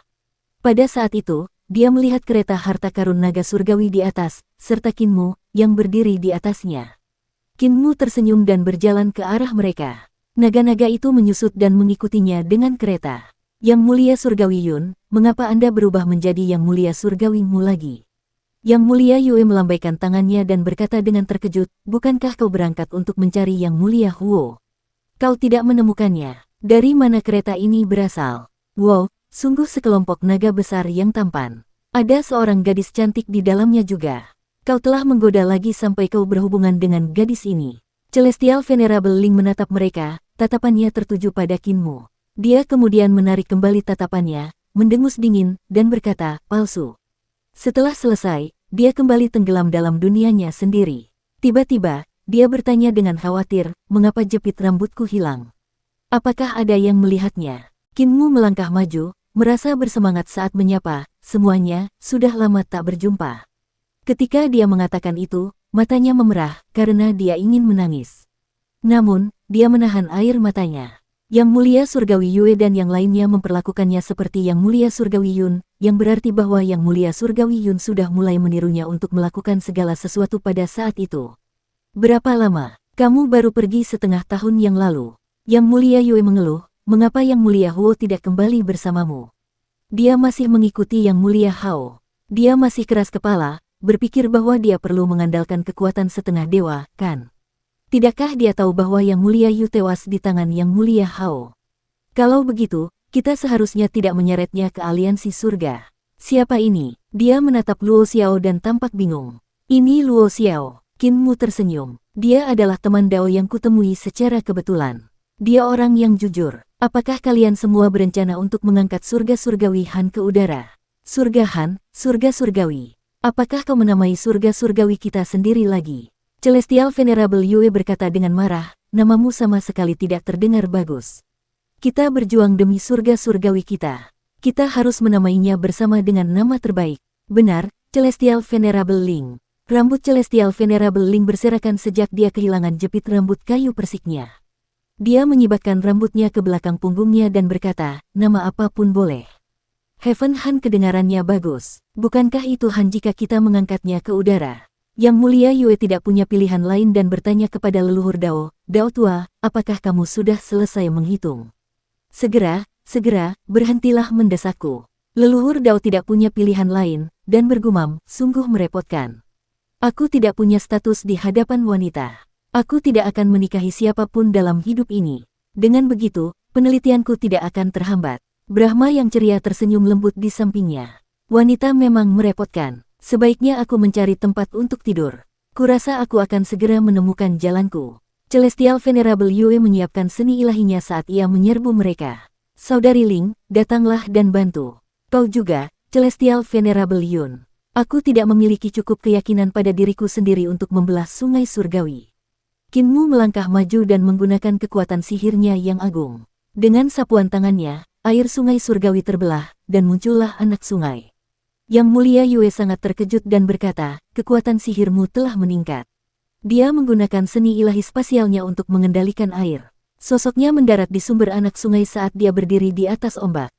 Dia berteriak, Dao tua, cepat hitung titik-titik tekanan surga Han surgawi. Yang Mulia Surgawi Yun dan yang lainnya, datanglah ke sini dan bantu. Masa terbang maju dan menahan anak sungai yang jatuh. Anak sungai itu mengalir turun menuju separuh langit manusia. Leluhur Dao dengan cepat menghitung titik-titik tekanan dan menyegel titik-titik tekanan surga Han surgawi tersebut. Sungai surgawi melonjak dan mengebor di bawah surga Han surgawi. Sungai itu menyebar sesuai dengan titik-titik tekanan yang dihitung leluhur Dao dan secara bertahap mengangkat kota dewa ini. Langit surgawi manusia jauh lebih kecil daripada langit surgawi yang sebenarnya. Itu adalah kota dewa kecil di alam primordial yang luas ini. Itu bahkan lebih kecil daripada sistem langit pohon primordial Ibu Pertiwi. Namun, kebangkitan Heaven Han Celestial Heavens membuat semua orang bersorak. Banyak orang bergegas maju untuk melihat tontonan itu, dan sorak-sorai mereka menggetarkan langit dan bumi. Di kejauhan, para dewa setengah datang untuk mengamati. Namun, mereka pergi setelah menyeringai. Dukung terus channel YouTube Sabta Novel. Manusia adalah orang desa, termasuk Yang Mulia Surgawi. Para dewa setengah mengejek mereka dari jauh. Mereka butuh waktu lama untuk membangun kota dewa sekecil itu setelah Kaisar mengizinkan mereka membangun surga manusia di alam primordial. Ia menjulang semakin tinggi seiring anak sungai surgawi menyusut. Pada akhirnya, ia menjadi seperti daun, langit surgawi Han terangkat ke sisi sungai surgawi. Itu tidak besar, bahkan tidak selebar sungai surgawi. Yang Mulia Yue dan para praktisi seni dewa lainnya bergegas melewati gerbang surgawi selatan dengan gembira. Mereka sangat gembira dan bahagia. Kinmu memperhatikan mereka dan tersenyum. Dari samping, Luo Xiao bertanya dengan takut-takut, kapan kita akan menuju ke surga? Segera, jawab Kinmu. Luo Xiao mengerutkan kening dan berpikir, aku tidak tahu kapan aku akan mencapai surga bersamanya. Lagi pula, dia punya banyak musuh, jadi aku harus menyelinap pergi. Dia hendak pergi diam-diam ketika Yang Mulia Ling datang. Dia mengerutkan kening dan berkata, Yang Mulia Yun, mengapa kamu masih menggunakan wajah Yang Muliamu? Apakah kamu tidak berubah kembali? Kinmu menatapnya dan tersenyum. Lebih mudah melakukan sesuatu dengan cara ini. Celestial Venerable Ling mendengus dingin. Jangan jatuh ke dalam gengsi Celestial Venerable-mu. Kinmu mengangguk dan berkata, tidak akan. Aku bahkan sudah menyiapkan pil pedang. Setelah Yang Mulia Yue dan yang lainnya mengirim para dewa langit Han ke udara, mereka berkeliling di langit sebentar sebelum pergi. Semua orang membawa barang bawaan mereka dan menuju ke suku manusia untuk memberikan jalan. Kinmu ragu-ragu sejenak, membiarkan Yaner membawa lentera sebelum bergabung dengan yang lain. Yun, kamu terlihat sedikit aneh. Yang Mulia Yue menatapnya dan menggelengkan kepalanya. Kamu masih membawa lentera di siang bolong. Celestial Venerable Ling tidak tertarik pada orang biasa. Dia bersembunyi di Heaven Han Celestial Heavens, hanya peduli dengan penelitiannya. Perjalanan ini hanya melibatkan Celestial Venerable Yue, Dao Ancestor, dan beberapa dewa lain dari ras manusia. Tempat yang mereka bangun untuk mengajarkan jalan itu sederhana dan kasar dan terletak di tengah-tengah suku. Ketika Kinmu, Celestial Venerable Yue, dan yang lainnya tiba, mereka melihat Dao Ancestor di tengah-tengah mengajarkan jalan. Kita bahkan tidak bisa bertahan hidup, apa gunanya aljabar sampah ini? Seorang dewasa berbalik dan pergi bersama anak-anaknya, sambil mengumpat dalam hati, ini tidak bisa dimakan. Pakaian penduduk suku itu compang camping dan rusak, dan mereka tampak lapar dan kurang gizi. Tempat di mana leluhur Dao mengajar adalah gubuk jerami yang kumuh. Ada sekitar 10 pemuda yang duduk di dalamnya, mendengarkan dengan saksama pelajaran Dao leluhur tentang aljabar. Kinmu mengamati sekelilingnya. Tidak banyak orang di suku itu, jumlahnya sekitar 1000 orang. Mereka hidup dari berburu dan bercocok tanam. Mereka adalah orang-orang pekerja keras yang bekerja keras tanpa henti di ladang. Desa itu juga menyembah berhala, meskipun dia tidak tahu dewa setengah mana yang mereka sembah. Tempat ini tidak jauh dari surga Han Celestial Heavens. Jika seseorang mengangkat kepala, mereka dapat melihat surga Han Celestial Heavens di langit. Namun, para dewa yang disembah di sini semuanya adalah setengah dewa. Orang dapat melihat bahwa, pada saat ini, para dewa umat manusia tidak memiliki banyak status. Leluhur Dao mengajar cukup lama, berbicara tentang penggunaan aljabar untuk menghitung siklus surgawi dan menentukan bintang 5 elemen tubuh, sehingga membuka harta karun ilahi 5 elemen. Namun, pada saat ini, beberapa orang tua maju, membawa pergi beberapa anak yang tersisa, dan mengirim mereka ke ladang untuk bekerja.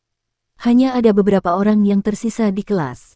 Leluhur Dao telah menyelesaikan pelajarannya, jadi dia menghela nafas dan bangkit diam-diam, mengemasi barang bawaannya. Kinmu, Celestial Venerable Yue, dan yang lainnya menunggu di luar. Dao Ancestor membungkuk dan menyapa mereka saat dia berjalan keluar. Sangat sulit untuk memberikan kebijaksanaan kepada orang yang tidak tahu apa-apa. Saat ini, saya hanya bisa melakukan ini. Saya akan memberikan metode untuk membuka Spirit Embryo Divine Treasure dan Five Elements Divine Treasure dan berharap beberapa dari mereka dapat menjadi praktisi seni ilahi. Selama satu anak dapat menguasai seni ilahi, penduduk desa akan melihat bahwa umat manusia mampu memiliki kekuatan yang lebih besar, tidak perlu takut kepada para dewa lagi. Ini benar-benar menghancurkan hati para dewa. Kinmu merasakan hal yang sama. Langkah ini adalah yang paling sulit. Sejak sejuta tahun yang lalu, orang-orang yang saleh dan ambisius dari ras manusia telah mencoba untuk menghancurkan para dewa di hati mereka. Namun, sekarang setelah sejuta tahun berlalu, orang-orang di Eternal Peace terkadang merasa terganggu oleh para dewa di hati mereka. Yang Mulia Yue menghiburnya dengan berkata, "Pendeta Taois tua, jangan berkecil hati. Cepat atau lambat, orang-orang tidak akan takut kepada dewa atau menghormatinya." Leluhur Dao ragu-ragu tetapi tetap mengungkapkan apa yang ada di dalam hatinya. Yang Mulia Surgawi Yue, saya percaya kita seharusnya tidak memiliki alam dewa. Alam ditentukan oleh kita. Mengapa alam istana surgawi harus disebut alam dewa? Dengan menyebutnya seperti itu akan memberikan kesan yang salah kepada keturunan kita bahwa begitu roh primordial mereka mencapai gerbang surgawi selatan, mereka telah menjadi dewa. Mengenai hal ini, Celestial Venerable Yue tidak pernah memikirkan masalah ini sebelumnya. Dia menoleh dan menatap Kinmu. Kinmu berkata, Taois tua mungkin tidak tahu ini, tetapi itu disebut alam dewa karena seseorang telah menghancurkan para dewa di dalam hati mereka. Dewa adalah apa yang kita sebut dewa-dewa kuno. Para dewa kuno lahir dari Dao Agung Langit dan Bumi. Di mata manusia, mereka memiliki kekuatan yang luar biasa. Mereka abadi dan telah menjadi satu dengan langit dan bumi. Melalui kultivasi, manusia juga dapat memiliki kekuatan yang luar biasa, menjadi abadi, dan menjadi satu dengan langit dan bumi. Dengan cara ini, ketakutan orang-orang terhadap para dewa kuno dapat dipatahkan. Begitu, leluhur Dao tiba-tiba menyadari sesuatu. Kinmu melanjutkan, dulu, Yang Mulia Yu sebenarnya tidak mau menyebutnya sebagai alam dewa. 7 alam istana surgawi hanyalah alam, tidak berbeda dengan 7 alam harta karun ilahi. Di matanya dan di mataku, istana surgawi hanyalah satu harta karun ilahi yang besar dan harus dianggap sebagai alam ke-8 dari harta karun ilahi. Manusia yang telah berkultivasi untuk menjadi dewa hanyalah praktisi seni ilahi. Namun, untuk menghancurkan kepercayaan kepada dewa di hati orang-orang, kami mempertahankan nama alam dewa. Yang Mulia Yue terkejut. Teman Dao Yun, aku belum pernah mendengarmu menyebutkan hal ini sebelumnya. Kinmu ragu-ragu dan berkata, namun, saya punya kekhawatiran. Saya khawatir di masa depan, praktisi seni dewa yang telah mengolah istana surgawi akan menjadi eksistensi seperti dewa-dewa kuno. Oleh karena itu, selama ini, saya memiliki keraguan untuk menyebut alam istana surgawi sebagai alam dewa. Yang Mulia Yue jatuh ke dalam pikiran yang mendalam. Leluhur Dao menggerutu. Hal semacam ini perlu dipikirkan dengan saksama. Aku serahkan pembahasannya padamu dan lanjutkan mengajar suku berikutnya. Dia pergi setelah mengatakan itu. Kinmu juga menjadi linglung. Sebenarnya dia, Yang Mulia Surgawi Yu, dan Yang Mulia Surgawi Hao yang telah mendirikan alam dewa. Namun, hakikat dari 7 alam istana surgawi pada dasarnya adalah satu harta karun surgawi istana surgawi raksasa. Yang disebut dewa hanyalah praktisi seni dewa abadi dan bukan dewa kuno dalam pengertian tradisional. Alasan mereka serentak sepakat tanpa diskusi terlebih dahulu untuk menyebutnya sebagai wilayah dewa adalah karena mereka ingin menyingkirkan penyembahan dewa-dewa kuno. Namun, ketika Kinmu melihat patung-patung dewa setengah di suku ini, dia tidak bisa menahan diri untuk tidak jatuh ke dalam kesurupan. Orang-orang di era Naga Han tidak menyingkirkan penyembahan dewa-dewa kuno. Sebaliknya, mereka menyembah dewa-dewa setengah yang lebih kuat dari mereka.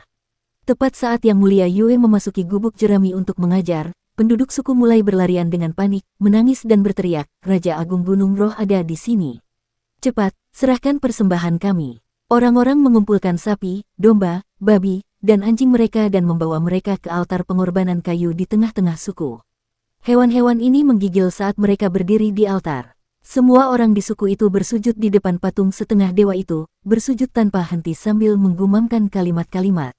Tiba-tiba, langit menjadi gelap, dan setengah dewa turun darinya, menunggangi angin dan guntur. Dua cakar burung raksasa yang tebal mendarat di depan altar pengorbanan. Saat dia menarik sayapnya, sebuah istana surgawi terwujud, menutupi separuh suku. Raja Agung Gunung Roh memandang altar pengorbanan dan tidak puas dengan sapi dan domba di atasnya. Suaranya melengking dan menusuk telinga. Hari ini, Raja Agung menginginkan perubahan dan tidak ingin memakan ternak. Bawakan beberapa anak laki-laki dan perempuan untuk kumakan. Kepala suku tua itu berkata dengan suara gemetar, "Raja Agung, hewan-hewan ini untukmu. Jika jumlahnya tidak cukup, kita bisa mencoba mengeluarkan sedikit lagi." Ledakan, petir menyambar, dan guntur bergemuruh di sekitar Raja Agung Gunung Roh saat bumi berguncang tanpa henti. "Diam, sapi dan domba adalah ternak, tetapi bukankah kalian juga? Kalian hanyalah ternak yang aku pelihara yang kebetulan memiliki kecerdasan. Kalian menyembahku, dan aku telah memberimu cuaca yang baik sehingga kalian dapat menikmati panen yang baik. Ketika kalian naik gunung untuk berburu dan mengumpulkan tanaman herbal, kalian dapat menghindari harimau dan ular. Apakah itu tidak cukup untuk hewan seperti kalian? Namun kalian menggerutu ketika aku hanya ingin memakan beberapa anak kalian." Kinmu mengerutkan kening. Saat dia mengulurkan jarinya, seberkas cahaya pedang melesat keluar. Raja Agung Gunung Roh merasakan sesuatu dan segera menoleh. Dia tersenyum. "Kalian sekumpulan hewan telah mengundang para dewa umat manusia." Kepalanya tiba-tiba jatuh ke tanah. Ia, bersama dengan roh primordialnya, terbunuh oleh satu tebasan pedang. Yang Mulia Yue keluar dari gubuk jerami dan tidak bisa menahan cemberut saat melihat situasi tersebut. Orang-orang suku itu tercengang. Tiba-tiba, seorang tetua menangis dengan getir sambil menunjuk Kinmu, terus-menerus memarahi dengan marah. "Kau telah menghancurkan kami." Seorang wanita tua lainnya berdiri dan meludahkan segumpal dahak kental ke arah Kinmu. "Raja Agung Gunung Roh adalah dewa di bawah Kaisar Dewa. Sekarang setelah kau membunuhnya, Kaisar Dewa akan memusnahkan keluarga kita dan kita. Jangan pergi, kami akan membawamu menemui Kaisar Dewa agar kau bisa membayar kejahatanmu dengan nyawamu." Orang-orang itu menerkam ke depan satu persatu, mencengkeram Kinmu sambil berteriak, "Jangan biarkan dia pergi.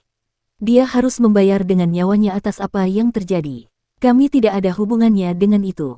Tangkap dia." Naga Kilin berdiri di depan Kinmu dan mengeluarkan raungan dahsyat yang mengguncang langit dan bumi, menyebabkan rumah-rumah di sekitar mereka runtuh dan hancur.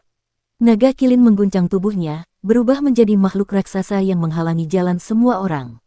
Kepalanya jauh lebih besar dari Raja Agung Gunung Roh itu. Orang-orang terhuyung ke kiri dan ke kanan karena gempa. Ketika mereka melihat makhluk raksasa ini, mereka sangat terkejut hingga jatuh ke tanah. Beberapa bahkan pingsan. Kinmu mengerutkan kening. Tidak perlu melakukan ini." Naga Kilin menarik kembali tubuh aslinya, menjadi lebih kecil. Kinmu melihat kekacauan di sekitarnya dan mengangkat tangannya, menyeka area di sekitarnya. Sepertinya aliran waktu telah terbalik. Rumah-rumah yang runtuh dengan cepat pulih dan menjadi sama persis seperti sebelumnya.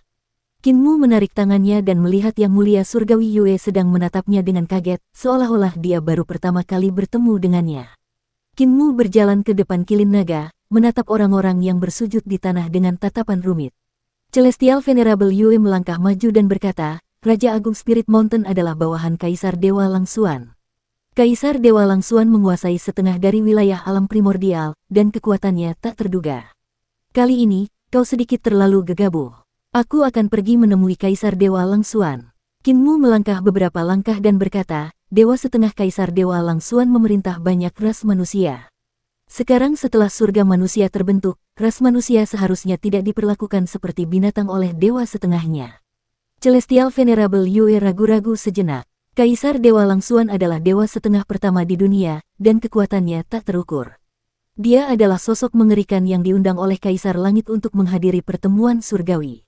Kami bukan tandingannya. Kinmu berkata dengan jelas, aku bukan Yang Mulia Surgawi Yun, tetapi Yang Mulia Surgawimu, yang telah menetapkan jalan melalui seni ilahi. Aku dapat melakukan hal-hal yang tidak dapat kamu dan Yang Mulia Surgawi Yun lakukan. Tepat saat dia hendak pergi, seorang wanita tua jatuh ke tanah dan mencengkeram kakinya, sambil meratap, kau tidak bisa pergi. Kau harus tetap tinggal agar kau bisa membayar dengan nyawamu atas kematian Raja Agung Gunung Roh. Yang Mulia Yue melangkah maju dan membantu wanita tua itu berdiri. Kita akan pergi menemui Kaisar Dewa Langsuan. Kau tidak perlu khawatir. Dia bisa pergi, tapi kamu tidak bisa. Wanita tua itu memegang lengannya dan berteriak, tinggalkan wanita ini. Dia akan membayar dengan nyawanya atas kematian Raja Agung Gunung Roh. Yang Mulia Yue ingin melepaskan diri tetapi takut menyakitinya. Penduduk desa lainnya mengelilinginya, memeganginya dari segala arah, dan berteriak, kau tidak bisa pergi. Celestial Venerable Yue merasa cemas. Dia mengerahkan sedikit energi vitalnya dan memaksa orang-orang ini mundur. Wanita tua itu sangat marah dan cemas sehingga dia memutar matanya dan pingsan. Pendidikan manusia adalah tentang peningkatan moral mereka. Peningkatan pengetahuan mereka hanya akan meningkatkan kekuatan mereka. Kinmu terus berjalan, dan suaranya mengandung kemarahan yang sulit ditekan. Dia berkata dengan sungguh-sungguh, saya khawatir bahkan setelah sejuta tahun, situasinya akan tetap sama bodohnya tanpa peningkatan moral, pengetahuan, dan kekuatan. Yang Mulia Yue buru-buru mengikutinya dari belakang. Jika kita tidak dapat mengubahnya dalam satu generasi, kita akan melakukannya dalam 2 generasi. Jika tidak, maka 3 atau 4 generasi. Akan ada hari di mana kita akan dapat mengubahnya. Kinmu tersenyum ambigu. Jika masih sama setelah sejuta tahun, apakah kamu masih memiliki semangat juang seperti sekarang? Yang Mulia Yue sedikit tertegun dan terdiam. Kinmu berkata dengan tegas, Yue, di mana Kaisar Dewa Langsuan tinggal? Aku akan mencarinya. Yang Mulia Yue merasa bingung. Kaisar Dewa Langsuan tentu saja akan tinggal di istana Dewa Langsuan miliknya. Itu adalah tempat yang sangat mewah. Ketika kami berencana untuk membangun surga manusia, Anda bahkan pergi ke sana untuk berkunjung. Aku sudah lupa soal itu, kata Kinmu hambar. Celestial Venerable Yue mulai bingung. Dia memimpin jalan sementara Naga Kilin dan Yaner mengikuti di belakang. Yaner terus membawa lentera, sementara Luo Xiao mengikuti di belakang Kinmu. Dia diam-diam merasa cemas. Orang biadab ini gegabah. Tidak heran dia punya banyak musuh. Sekarang dia berniat menyerang Kaisar Dewa Langsuan, apakah aku harus pergi bersamanya?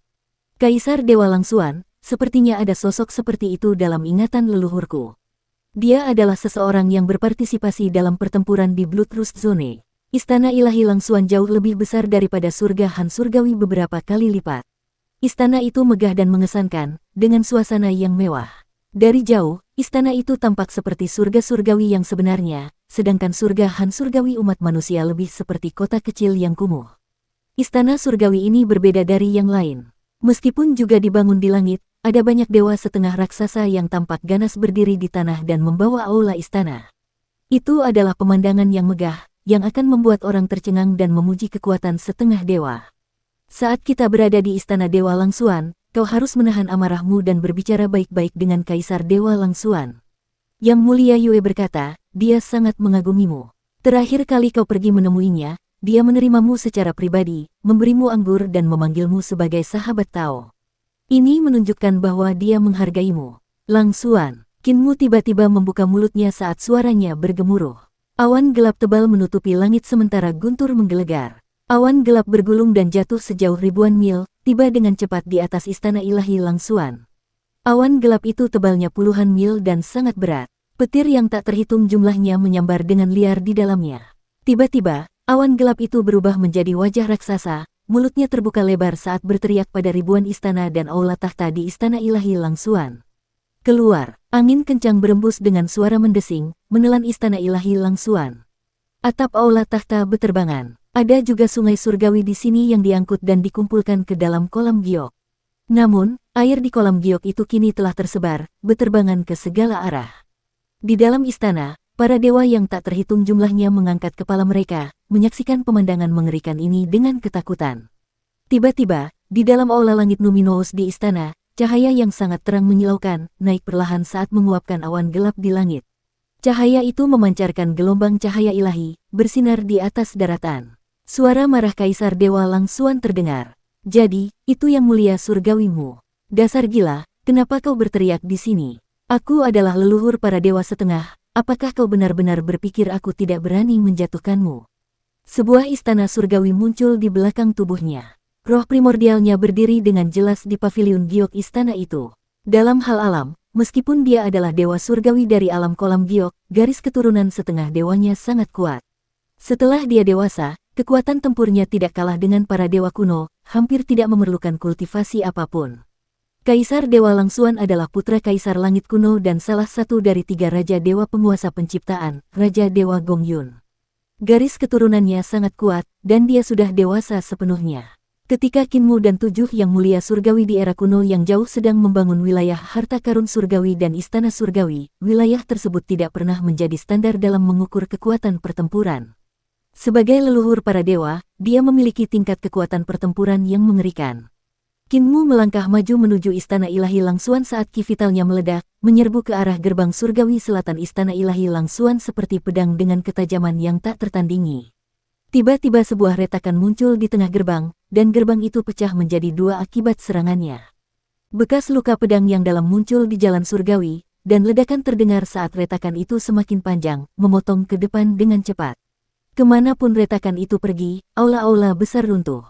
Bahkan gerbang utama ibu kota Giok tiba-tiba terpotong terbuka, dan seluruh kota terpotong rapi menjadi 2. Pedang ki itu memotong sampai ke gerbang pengaruh surga, datang sebelum aula langit numinous. Yang mulia surgawimu, dasar bocah bodoh. Aku belum pergi mencarimu, tapi kau berani mencariku, membawaku dalam pertemuan yang sulit ini. Apa kau berpikir untuk menjungkir balikkan surga? Pedang kikinmu telah tiba di depan aula langit numinous. Pedang itu tampaknya telah menabrak dinding tak terlihat dan hancur berkeping-keping. Apakah kau pikir hanya karena tingkat kultivasimu lebih tinggi, kau bisa naik ke kepalaku dan melakukan apapun yang kau mau? Sosok Kaisar Dewa Langsuan berdiri tegak dan tinggi, menjulang tinggi di udara dengan 4 wajah dan 8 lengannya. Dia mencibir sambil menatap Kinmu dan yang lainnya yang sedang mendekati istana dewa. Kalian 9 yang mulia surgawi membuka harta karun dewa dan istana dewa dan menciptakan 14 alam.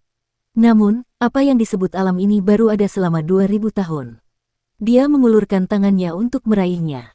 Aku katakan padamu, 2000 tahun yang lalu, yang menguasai alam semesta prasejarah bukanlah wilayah harta karun dewa atau istana surgawi, melainkan garis keturunan. Garis keturunan menentukan sejauh mana kemampuan dan statusmu. Dan akulah setengah dewa pertama di dunia, sebuah eksistensi yang berdiri di atas semua spesies. Telapak tangannya berada di depan Kinmu. Ini bukanlah kekuatan sihir yang dibentuk oleh ki vital, melainkan kekuatan fisik murni.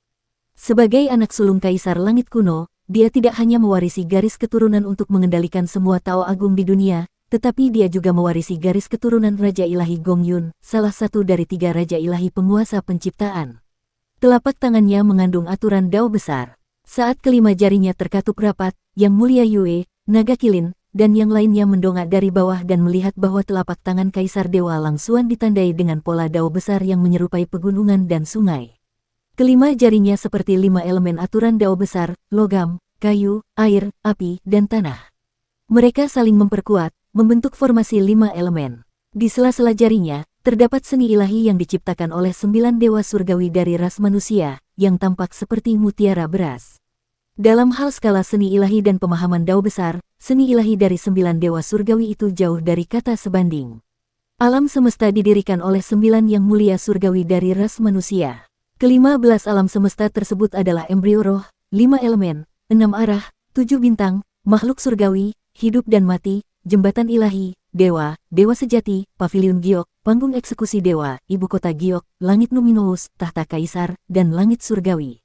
Sejauh ini, 7 alam harta karun dewa telah terbentuk selama hampir 2000 tahun, dan alam istana surgawi telah terbentuk selama lebih dari 1000 tahun.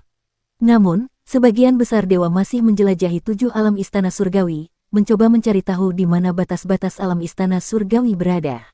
Bahkan para Celestial Venerables pun tengah mengembangkan batas-batas alam ini. Namun, 2000 tahun yang lalu, manusia setengah dewa mulai mempelajari garis keturunan dan membentuk peradaban unik mereka sendiri. Kekuatan para dewa setengah berasal dari para dewa kuno yang mengendalikan aturan-aturan Dao besar yang kuat. Para dewa setengah ini mewarisi garis keturunan para dewa kuno. Seiring bertambahnya usia, kendali mereka atas aturan-aturan Dao besar menjadi lebih kuat. Itulah sebabnya, selama miliaran tahun, para dewa setengah mampu berkembang pesat. Dalam sejuta tahun terakhir, ras dewa setengah menguasai sistem harta karun ilahi dan istana surgawi. Inilah alasan utama mereka mampu menekan ras manusia dan ras pasca surgawi lainnya. Saat telapak tangan Kaisar Dewa Langsuan menghantam, suaranya bergetar. Yang mulia surgawi hanyalah gelar yang diberikan oleh para dewa kuno kepada rasmu karena kreativitasmu. Itu adalah nama tanpa manfaat material. Apakah kamu benar-benar berpikir bahwa kamu cukup layak untuk menimbulkan masalah di istana surgawi ini? Saat telapak tangannya menjepit, kekuatan yang mengerikan meletus. Celestial Venerable Yue, yang berada di bawah telapak tangan, tak dapat menahan diri untuk tidak bergerak. Tiba-tiba, dia melihat kilatan, lalu menyadari bahwa mereka telah dipindahkan ke punggung telapak tangan God Emperor Langsuan. Celestial Venerable Yue tidak tahu bagaimana mereka bisa menembus 5 aturan elemen Dao Agung milik God Emperor Langsuan yang mengerikan, yang muncul di punggung telapak tangannya. Jantungnya bergetar hebat. Seni ilahi milik Celestial Venerable Yun jauh dari level yang mendalam. Mungkinkah dia melihat ke belakang Kinmu? Dia terus membawa mereka maju, berjalan di sepanjang lengan Kaisar Dewa Langsuan, tanpa berhenti satu langkah pun. Di sekitar Kinmu, kekuatan ilahi magnet yang menakutkan memutarbalikkan ruang, dan bintang-bintang yang tak terhitung jumlahnya muncul di langit di atas alam primordial. Bintang-bintang itu tumbuh lebih besar, dan cahayanya menjadi lebih intens. Bahkan kekuatan ilahi magnet yang ada di tanah alam primordial meledak, terhubung dengan kekuatan ilahi magnet dari lautan bintang di langit. Yang mulia Yue mengangkat kepalanya. Posisi rasi bintang sudah mulai berubah. Cahaya yang dipancarkan bintang-bintang ini bahkan lebih terang dari matahari alam purba. Bintang-bintang ini menjadi lebih besar dari matahari. Jika seseorang memiliki sepasang mata dewa, mereka akan melihat istana-istana raksasa di bintang-bintang ini. Ini adalah habitat para dewa kuno yang mengendalikan bintang-bintang yang tak terhitung jumlahnya ini. Sangat jarang bagi generasi selanjutnya untuk melihat pemandangan seperti itu di langit alam primordial. Hanya di era kuno dan tak dikenal ini, seseorang dapat sedekat ini dengan para dewa kuno. Kekuatan dewa magnet meledak, menekan kekuatan yang terkandung dalam telapak tangan Kaisar Dewa Langsuan. Di seluruh istana ilahi Langsuan, ledakan magnet meletus. Di bawah istana, para dewa setengah raksasa yang membawa ribuan istana dan aula tahta di punggung mereka mengeluarkan ratapan yang menyayat hati. Mereka hancur dan terus-menerus tenggelam ke dalam tanah. Gedebuk, salah satu dewa setengah raksasa itu tidak dapat menahan diri untuk tidak berlutut. Aula singgasana di punggungnya berguncang hebat saat para dewa setengah di aula itu terhuyung dari kiri ke kanan, mengalami kesulitan untuk berdiri tegak. Suara dentuman berulang kali terdengar saat lebih banyak dewa setengah yang mendukung istana Dewa Langsuan berlutut. Seketika, istana Dewa Langsuan yang tinggi di langit menjadi jauh lebih rendah. Meski kekuatan mereka luar biasa besar, status setengah dewa mereka, atau garis keturunan mereka sangat kuat, saat Kinmu mengerahkan kekuatan ilahi magnetnya untuk menekan mereka, bersama dengan beban Kaisar Dewa Langsuan sendiri, mereka langsung hancur. Kaisar Dewa Langsuan terkejut dan marah. Dia mengangkat 7 tangannya yang lain, menyerang Kinmu dan yang lainnya. Dari segi kekuatan tempur saja, ada kesenjangan yang tidak dapat diatasi. Dia adalah putra Kaisar Langit Kuno dan Raja Ilahi Gongyun, serta seorang setengah dewa dewasa. Kekuatan tempurnya sebanding dengan keberadaan tahta Kaisar. Dia juga telah mengalami pertempuran di Bloodrust Zone, membantai para penguasa penciptaan. Selain itu, dia memiliki berkah dari Celestial Emperor. Kemampuannya sangat kuat dan tak terbatas, dan dia adalah salah satu eksistensi terkuat di era ini. Kemampuannya bahkan lebih besar dari banyak dewa kuno. Namun, serangan telapak tangannya tidak dapat mengenai Kinmu. Dia telah memobilisasi aturan Dao besar untuk melancarkan serangannya. Setiap kali serangan itu mengenai tubuh Kinmu, dia dan yang lainnya akan menghilang dan muncul kembali di punggung telapak tangannya. Dia sama sekali tidak dapat mengetahui seni suci apa yang digunakan Kinmu.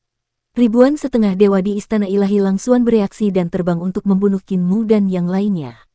Para dewa setengah dianugerahi oleh alam dengan kemampuan yang luar biasa. Saat lahir, mereka sudah lebih kuat dari manusia.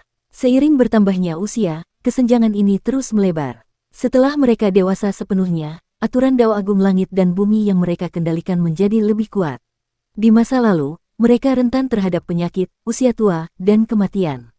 Sekarang, setelah 9 yang mulia surgawi dari ras manusia telah menciptakan 7 alam istana surgawi, yang perlu mereka lakukan hanyalah berkultivasi ke alam dewa untuk mencapai keabadian, hidup selamanya dalam kondisi puncak. Pemandangan ribuan dewa setengah menyerbu untuk membunuh membuat orang-orang gemetar. Celestial Venerable Yue tidak bisa menahan rasa putus asa. Meskipun dia adalah salah satu Celestial Venerable umat manusia, dia masih menjelajahi alam istana surgawi. Di era ini, Celestial Venerable bukanlah eksistensi terkuat di dunia. Sebaliknya, ada banyak sekali setengah dewa yang kemampuannya lebih unggul daripada manusia. Ekspresi Master Penciptaan, Luo Xiao, berubah. Menurut ingatan para Master Penciptaan, para dewa kuno telah mengerahkan banyak sekali setengah dewa ini dalam serangan mereka selama pertempuran mereka dengan para Master Penciptaan.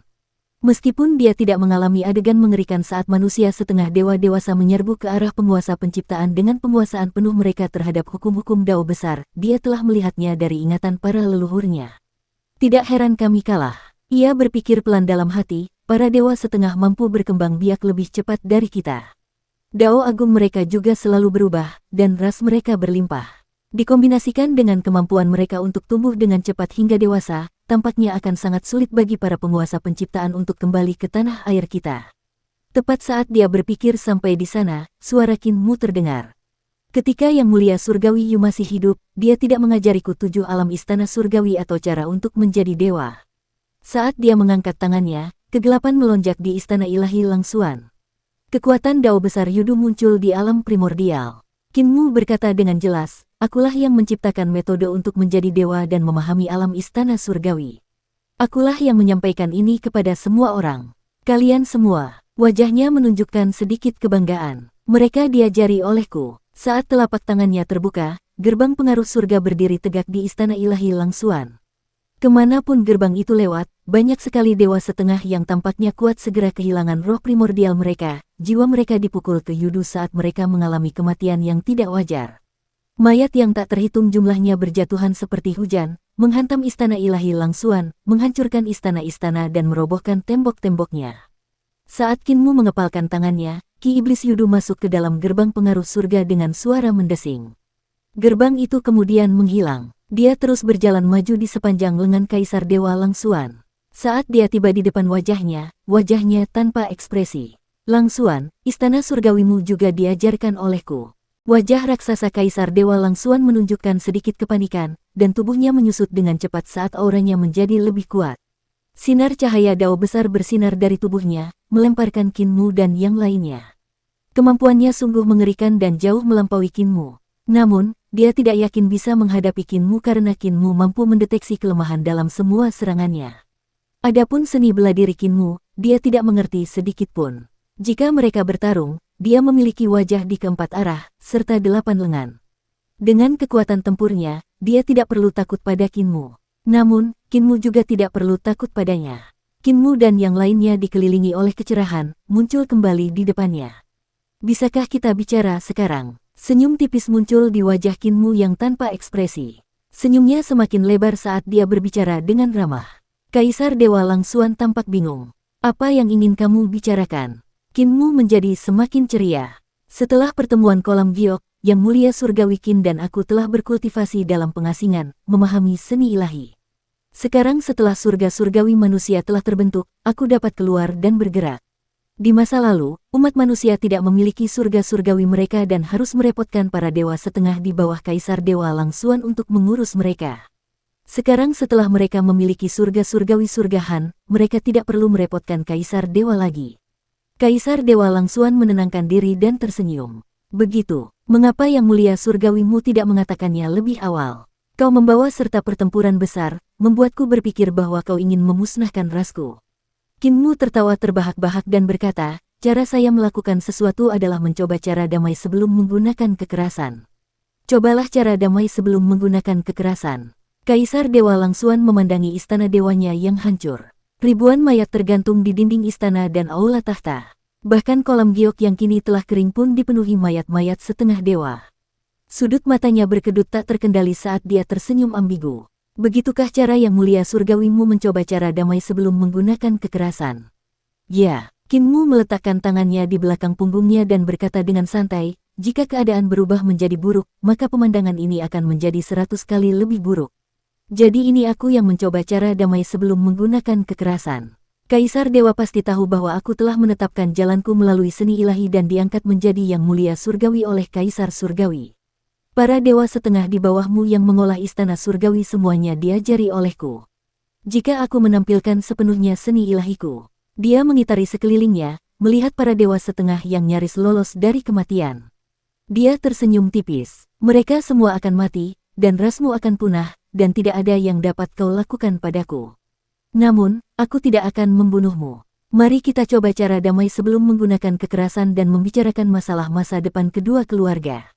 Kaisar Dewa Langsuan menahan amarahnya dan tersenyum. Apa yang ingin dibicarakan oleh Yang Mulia Surgawimu?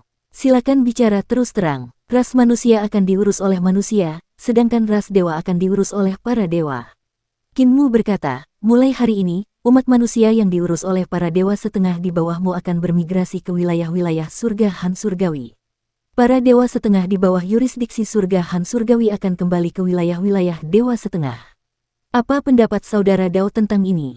Kaisar Dewa Langsuan tersenyum ambigu. Rasku telah membudidayakan makanan ini selama bertahun-tahun. Sejak zaman purba hingga sekarang, kami selalu makan dan minum seperti ini. Ini adalah aturan yang diwariskan. Sekarang bukan saatnya memanen untuk musim ini. Namun, Yang Mulia Surgawimu telah datang dan membantu kami menuai panen. Jika aku setuju denganmu, aku khawatir aku tidak akan mampu menjawab ras dewa di bawahku. Kinmu berkata dengan jelas, jika ras dewa punah, maka tidak ada yang perlu dijawab oleh Kaisar Dewa. Aturan yang diwariskan dari era purba tidak praktis untuk masa kini. Aturan itu harus diubah. Kaisar Dewa Langsuan mengangkat alisnya dan tertawa terbahak-bahak. Saya belum mengucapkan selamat kepada Anda karena telah mendirikan surga surgawi Han. Kalau begitu, saya akan memberikan sedikit penghormatan kepada Yang Mulia Surgawimu. Makanan ini sekarang menjadi milik Anda. Yang Mulia Surgawimu, saat itu, kita berdua berada di pertemuan kolam giok tetapi tidak memiliki kesempatan untuk bertemu. Hari ini, kita akhirnya bertemu. Yang Mulia Surgawimu, melalui seni ilahi Anda layak menjadi Yang Mulia Surgawi yang ditunjuk oleh Yang Mulia. Mengapa kita tidak mundur ke aula singgasana saya sehingga kita dapat berbicara lebih rinci? Kinmu berkata dengan hormat, tidak, aku sudah merepotkan Kaisar Dewa begitu lama. Aku merasa tidak enak dan tidak ingin ikut campur lebih jauh. Aku akan pergi. Kaisar Dewa Langsuan berkata dengan hormat, kalau begitu, aku tidak akan mempertahankan Yang Mulia Surgawi. Kinmu berkata, selamat tinggal. Dia berbalik dan ingin pergi. Kaisar Dewa Langsuan menatap punggungnya, keempat wajahnya penuh dengan niat membunuh. Tiba-tiba, pecahan dinding yang tak terhitung jumlahnya berterbangan di sekitar istana Dewa Langsuan. Seolah-olah waktu mengalir mundur saat seluruh istana surgawi pulih dengan cepat. Tak lama kemudian, istana ilahi Langsuan dikembalikan ke keadaan semula, tampak persis seperti sebelumnya. Akan tetapi, para dewa setengah kuat yang dibunuh oleh Kinmu tidak dihidupkan kembali, mereka tetap tergeletak di tanah sebagai mayat. 8 lengan Kaisar Dewa Langsuan bergetar tanpa henti, saat ia dengan kuat menekan keinginannya untuk membunuh. Seni ilahi ini, dia menyaksikan Kinmu meninggalkan istana suci. Gerbang surgawi selatan yang runtuh berdiri tegak, pecahan-pecahannya telah dipulihkan. Aku benar-benar tidak dapat memahaminya. Dia menggertakkan giginya kuat-kuat hingga berdarah, merasakan rasa lemah menjalar ke seluruh tubuhnya. Kinmu dan yang lainnya berjalan menuju surga surgawi Han. Dia berkata, Yue, saat kita kembali, pergilah ke wilayah Kaisar Dewa Langsuan dan bawa manusia ke sana. Berusahalah sebaik mungkin untuk menemukan tempat yang subur, ideal untuk bercocok tanam. Didiklah mereka untuk meningkatkan kehidupan mereka. Aku sudah memikirkannya dengan saksama. Kamu benar. Jika generasi ini tidak dapat dibangkitkan, selalu ada generasi berikutnya. Jika 2 generasi tidak dapat dibangkitkan, selalu ada generasi ketiga. Setiap generasi, pasti ada beberapa yang akan dibangkitkan. Mereka adalah harapan kita bagi umat manusia. Celestial Venerable Yue mendengarkan dengan tenang di belakangnya. Tiba-tiba, dia berkata, Muking. Kinmu menoleh dan tersenyum lebar. Kenapa kau berubah memanggilku Muking? Tidak banyak. Yang Mulia Yue tertawa dan berkata, tiba-tiba aku merasa bahwa Muking adalah nama yang bermakna. Ketika aku menyebut nama ini, aku tidak bisa tidak membayangkan sebuah lukisan. Seorang pemuda menggembalakan sapi dan domba di padang rumput yang luas dan subur. Katakan padaku, apakah itu asal mula namamu? Qin Mu tertawa. Kamu terlalu banyak berpikir.